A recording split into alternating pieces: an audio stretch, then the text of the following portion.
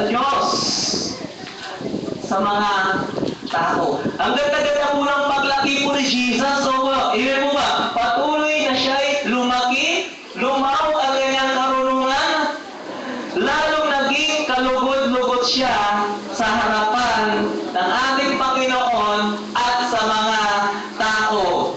Una po, si Jesus grew physically. Talagang lumaki po si Jesus, talagang malakas, healthy. Talagang inalagay niya ang kanyang katawan. According po sa 1 Corinthians chapter 3, verse 16, our body is the temple of the Holy Spirit. Ang ating katawan po ay templo ng Espiritu Santo na kaya dapat natin itong alagaan at pakaingatan dahil ito po ay ipinagkatiwala po sa atin ng ating Panginoong Jesus. Huwag po natin itong abusuhin. Amen po ba? Kaya I invite every one of you every Saturday. Let's go tayo. 7:30 to 8:30 to have a healthy body. Praise God! Amen po ba? So, lahat tayo. Ibitan natin yung mga kapit tayo.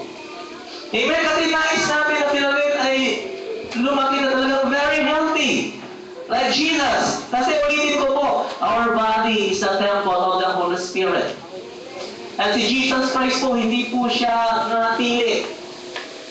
Ano po, patingin po natin, ang mga bata, kapag kasilang sa kanila, ano nangyayari? Naging 6 months, pag maglakad, ganito. Tama ba eh? At yung nanay, tuwang-tuwa, yung tatay, tuwang-tuwa, uy, naglalakad na ang aking anak. 6 months pa lang, naglalakad na. Paano kaya kung 18 years old na siya, ganyan pa rin? Paano may mali? Problema yun. Tama ba eh? Di ba? Yung mga nanay, excited, narinig ang boses na nanilang anak, Mama, Papa. Sorry, excited na eh. Narinig, di ba? Mama, Papa. 6 months, nasalita sa 6, Mama, Papa. Paano kaya 18 years old pa rin? Mama, Papa. Parang ay mali. Parang di maganda. Parang gano'n, di ba? Parang, Mama, Papa. Ito ba yun, ha? Di ba? Pagkain natin, so si Jesus, napakaganda siya po ay lumago. Amen po ba? Ganun din po tayo. Bakit? Kasi po, napakahalaga po na kung saan tayo po ay kinaayon po sa salita ng Panginoong Jesucristo. So, let's grow up like Jesus. Kailangan lumaki, lumago tayo tulad ng ating Panginoong Jesucristo. At pangalawa, Jesus grew mentally po. Siya po ay hindi siya nanatiling naisip. Yung mentalidad po ni Jesucristo talagang grabe. Papatunayan niya po sa Luke chapter 2, verse 46. Pagkalipas ng ilang araw, si Jesus ay natagpuan nila sa loob ng templo at siya'y nakapong kasama ng mga guro. Si Jesus Christ natagpuan saan? Sa templo na kung saan kasama ang mga guro. Nakikinig siya at nagtatanong sa kanila. At ang lahat ng nakarinig sa kanya ay hanga-hanga sa kanyang katalinuhan. Amen po ba? Kailangan pala, let's grow like Jesus mentally.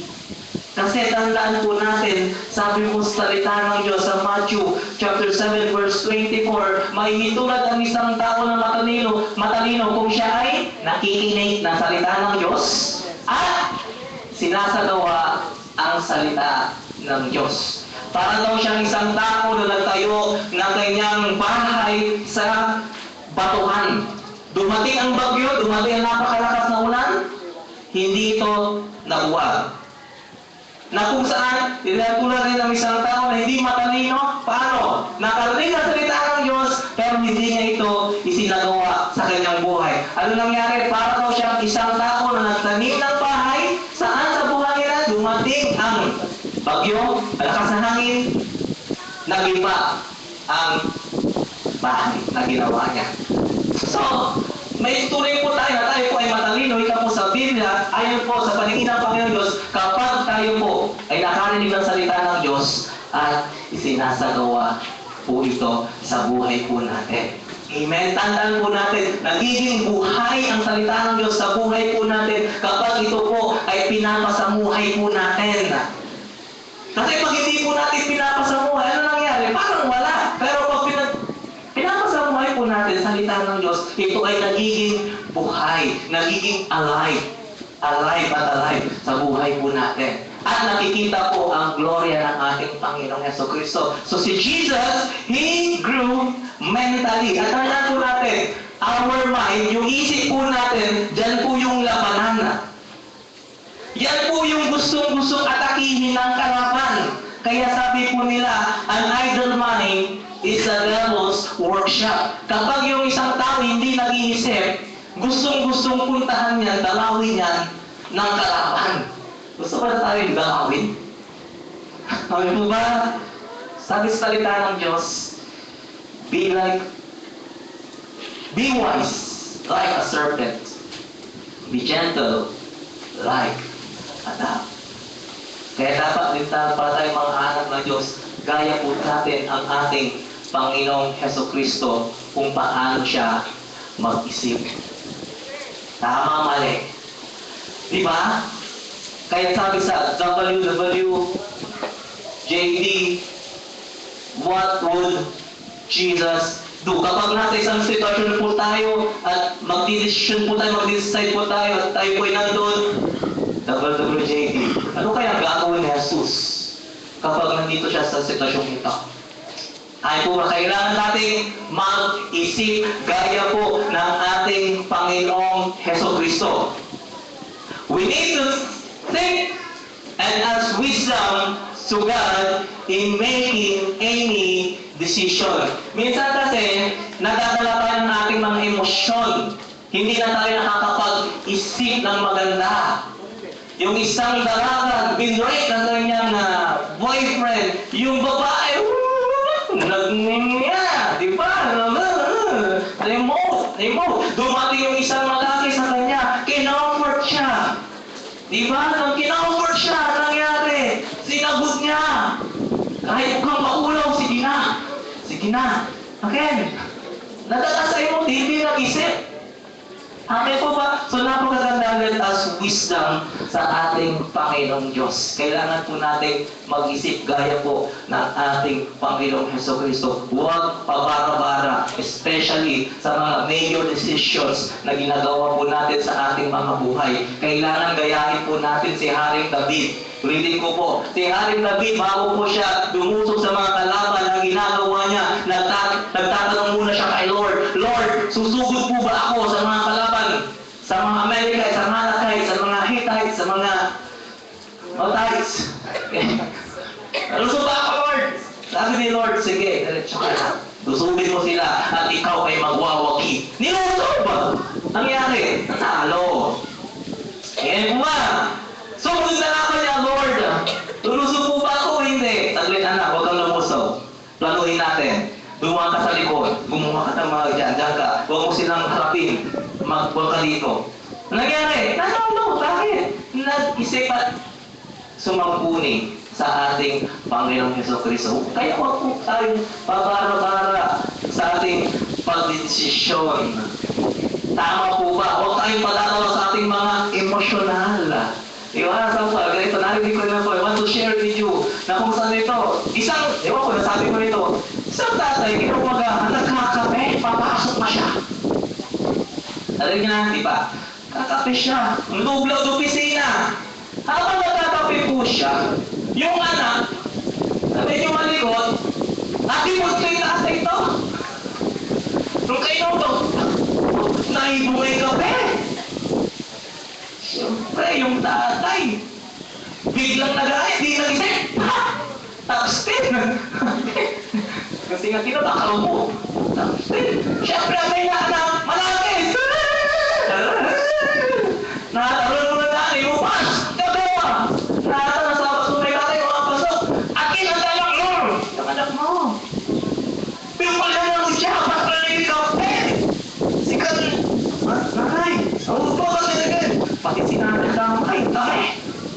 Sabi niya, ayaw! Malis! Mukha ng kotse, mali kotse na eh. Nanay, mamaplas eh. Tapos mo ito. Tatay sa text, paano? Medyo okay, medyo natin nyo. Tatay, patay ang team mo. Pinakala. Overspeeding. Nakarosolusyon siya to. Kabayaran. Limugod sa opisina to eh. Yang patakot ang sugot to. Kasabit oy. Late! Late na 10 minutes. Patay! Mag-report ni Manaya. Waligin to, i-present to. May problema to. At ilan to, may laptop to, may attache case to. Patay tagawa. Find out! Balik na rin natin. Same scenario. Di siya uminom ng kape. Sipag anak. Natipon na anak. Mag-isay. Sabi niya sa kanyang anak, oy anak, mga tapo dito na. Ngayon mo si Papa, apasa. Bago mo nanay mo, nalilang pa yung kawas. Tapos parang sarap. Si Mami, nay, si Papa, ako si Sawa. Tapos sarap, Sawa. Ay, gawin sila, na nakikawas. Nakikawas. Sawa, ano yan, snato. Ay, sandali na, nakalimutan ka. Ano yun? Ito, yung laptop mo, yung attache case mo. Yung praise God, ganda. Tapos habang nagtatrive siya, pa-worship siya. Di ba? Eh, ang tiyong dumaan. Ano, sabi niya, wala relax. Dumating siya sa opisina. 10 minutes pa na ako siya, hindi siya late. 10 minutes na advance pa siya. Promoted. Hindi po ba? Minsan, huwag tayo patatarantala minsan. Huwag tayo pumara-para sa pagdesisyon. Kailangan let's ask wisdom. Saan? Kanino? Kay Lord po. Amen po ba? Huwag po tayo basta-basta pag-aalala sa mga emotional natin. Kailangan si Lord lagi ang unahin po natin. It's part of our paglago sa ating Panginoong Heso Kristo. Amen po ba? And pangatlo, si Heso Kristo, hindi lang siya lumago physically, hindi lang po siya lumago mentally, pati yung spiritual po. Napakahalaga po yung spirituality po ng isang tao. Kung gaano po yung relationship po natin sa ating Panginoong Heso Kristo. Very intimate ang relationship po nino ni Jesus at kay Abba Father. Bakit ko nasabi? Kita nyo tayo, 40 days, 40 nights, matutungtong nila doon. Ayaw po ba? Grabe yung relationship po nila. Very intimate. Grabe yung kwan po nila. Tayo kaya, bilang mga anak ng Diyos, napaka-intimate din po ba ang relationship po natin kay Lord? Gaya ni Jesus, kay Abba Father. Kung si Jesus Christ nga nag-pray, tayo pa kaya? How many hours tayo nag-pray? Amen? Malalot na. Malalot tayo.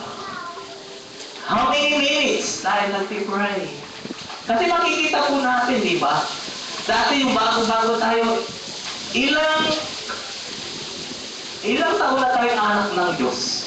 5 years, 1 year, 2 years, di ba? Nagkakaroon po yan ng level up, nagkakaroon po yan ng paglago, nagkakaroon yan ng change sa buhay po natin. Sabi po sa Biblia, He will change us from glory to glory. Yung pagsabi ng Panginoon, He will change us from glory to glory. Ano, mag-change na po ba tayo from glory to glory? Amen. Kasi nasabi niyo po, ganito lang ito. Kapag mag-change na po tayo from glory to glory, automatic si Lord po ang bumabago po sa atin. Tama, mali. Pero kung yung changes na nangyari sa buhay po natin ay hindi glory to glory, kapalitan naman po ng glory to glory, sa tingin natin, si Lord kayang bumabago sa atin? O yung isa? Ganoon lamang po kasimple. Kaya kung napapansin natin, nakakuha natin that nagkakaroon ng pagbabago, changes sa buhay natin. Ibig sabihin, si Lord ang bumabago po sa atin. Kung dati nag-pray tayo 1 minute, ngayon naging 2 minutes na. Pagkatapos 3 minutes, 1 minute, 5 minutes, hanggang madadagdagan at madadagdagan at madadagdagan. Tama, mali. Tandaan po natin, every relationship needs communication. Sabi niyo, communication. Every relationship, kailangan po yung tinatawag na komunikasyon. Sa mga mag-asawa, kung hindi po sila nag-uusap, there is a problem. May problema. Pagdating ni Mister, galing trabaho, dumating, nasa lubong kanyang misis, inisnap niya. Aking asawa kayo, inisnap to ako. Ano yung problema mo? Naagog ng misis. Agog. Alam, agog, tama na mo ba? Ang tuloy namin niya. Tuloy namin niya. Asawa. Nakakar mo. Tatawang din natin. Nakakar mo. Di ba na yung trabaho? Akin ang tiangog mo ngayon. Ang tulak-ilong ko lang. Okay, hindi. Pag-pray natin sila. Ayaw mo ba? Pag-pray natin sila, mga kan natin. Na-praise ka, wala po dito ang ganun asawa nila. Amen? Wala dito na. Nasa ibang lugar siguro ang mga yon. Okay po. Kaya pagdating niya, asawa, gusta ka lang. Di ba? Kailangan may merenda. Diba? Galang talaga nato arumabong. Basta ka lang kailangan may masahe. Diba? Nang diba? Kung patitan ng konsensya to. Masawa. Diba? Tapos Lord, ay asawa katawan. Umuko po kayo. Pero, benedisyonan mo ni Lord. Pag-pray mo ni Lord. Pag-pray muna kay Lord, okay? Pag-pray po natin. Akin po ba? So, we need to grow spiritually po. Napakahalaga po. Okay? Last, si Jesus po, lumaki siya social. Marunong po siyang makisama sa tao. Musta na po yung pakikisama po natin sa kapwa po natin, mga tao. Nakikita po ba ang liwanag ng ating Panginoong Hesukristo sa buhay po natin? Amen po ba? Amen po ba? Okay, tuloy po natin. Tanong ulit, ilang taon na tayong anak ng Diyos? 1 year, 5 years, 10, 15, 20 years. Tanong mo po, nagpamature na po ba tayo sa ating paglilingkod kay Lord? O dati pa rin? Okay, pati natin. Di mala si kapatid sa awa ng pastor. Bali-bali kamusta na. Kapatid! Si pastor, ito na yung ano? Uy, pastor, bali-bali kamusta. Ako na siya. Di marong! Ang galaw ba? Sabi lang siya. Bali kamusta. Di ba? Ang galaw na. Di ba? Yung mga akwan. Iba, wala tanak ng Diyos ng mabakong. Tama mali. Wala tanak ng Diyos ng masipit. Tama mali. Di ba? Kasi na masipit tayo. Walang change. Tama mo ba? Okay. So we need to grow like Jesus. G means God. Sa buhay po natin, lagi po natin unahin. Sino? Si Lord. Kaya sabi po sa salita ng Diyos, in the beginning was God. Sino ang una sa in the beginning? In the beginning was God. Kailangan pala, in the beginning ng buhay po natin, unahin natin, sino? Si Lord. And praise God, narito po tayo sa umagang ito, inuna natin ang ating Panginoong Diyos. Tama po ba? So in the beginning of our life lagi, si Lord dapat akunahin po natin. Kasi kapag si Lord ang inuna po natin lagi sa listahan natin, I believe, sa listahan na rin, namumuna rin po tayo. Kaya dapat sa buhay po natin lagi, si Lord dapat ang number 1 sa buhay po natin. Ang ganda po ng kanta na palagi po natin inaawit. Si Jesus ang number 1 ng buhay ko. Wala kang syunod. Wala kang syunod. Pero doon, dapat si Lord, siya dapat ang number 1. G, as in God, siya dapat lagi. R, revelation. Amen? Kailangan natin palagi yung revelation na nagmumula kay Lord. Ano ba yung revelation? Ito po yung nire-reveal ni Lord sa atin everyday. Paano? Sa pamamagitan ng salita ng Diyos. Kasi si Lord, nangungusap po siya lagi sa kanyang salita. Paano mangungusap si Lord sa atin kung tayo po ay hindi po nakababad sa salita ng Panginoong Diyos. Ang ginagawa po natin sa salita ng Diyos, ginagawa po natin cake. Kasi ang cake, kinakain natin tuwing may birthday at tuwing may kasalan. Mayroong cake at napakatamis ng cake.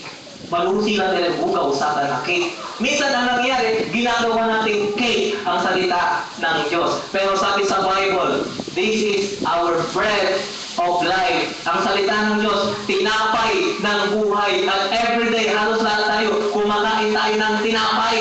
Kaya gawin po natin ang salita ng Diyos, tinapay ng ating buhay. Everyday. Huwag po natin gawin itong cake.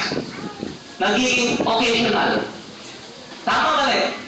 So everyday para sa buhay po natin, gawin po natin na tinapay ang salita ng Diyos. And God will reveal yung gusto niyang ipahiwatig sa atin sa pamagitan ng salita niya. Man shall not live by bread alone, but every word that proceeded in the mouth of God. Pansin po natin sa Revelation chapter 1 verse 3, mapalad ang nagbabasa, ang nakikinig, ang nagsasagawa ng salita ng Diyos. Mapalad, ulitin ko, mapalad, Revelation 1:3, mapalad ang nakikinig, nagbabasa, nagsasagawa ng salita ng Diyos. At sabihin natin, ako yun. Praise the Lord. Baka bukas na sila yun, Lord. Kasi narinig na nila ngayon. Paano pala ako? Kasi nagbabasa, sinasagawa ko salita ng Diyos. So, G, God, R, the revelation na nagmumula po sa ating Panginoong Jesus. And O, yung obedient natin kay Lord. Napahalaga po yung obedience po natin sa ating Panginoong Diyos na buhay. At topic na po natin regarding obedience, last Sunday yung naibahagi dito, regarding obedience. Amen po ba? Ang W, importante yung willing. Kasi may mga pagkasunod po na apilitan, tama mali. Sumunod, pero apilitan. Nunurak pala, taano ka nunurak, pantahan ka. Ba't? Ang kapatid, mga kapatid, gamay. Ayaw ko sumunod eh, pero, diba? Pero, kailangan po, yung willing na pagsunod natin sa ating Panginoong Diyos na buhay. Amen po ba? At iwasan po natin mag-reklamo ng reklamo. Ito, makapakit. Tama rin, sabi po salita ng Diyos, huwag po tayong mag-reklamo. Si Jesus Christ na hindi nagreklamo eh. Nung siya ipinako sa cross para sa atin. Tayo nga, di pa tayo pinako sa cross eh. Nagre-reklamo na tayo kagad eh. So tinilabak may cross, nagre-reklamo ng black. Pero si Jesus Christ, nung pinako sa cross, hindi siya nagreklamo. Bakit? Ang inisip niya tayo. Bakit? Kasi mahal na mahal niya po tayo. Amen po ba? Kaya may pinapagawa po si Lord sa atin. Kailangan natin sumunod at maging willing yung puso po natin sa pagsunod natin sa ating Panginoong Jesucristo. And I do believe the Lord will bless us. Nagpapala po yung Diyos po natin. Pinagpapala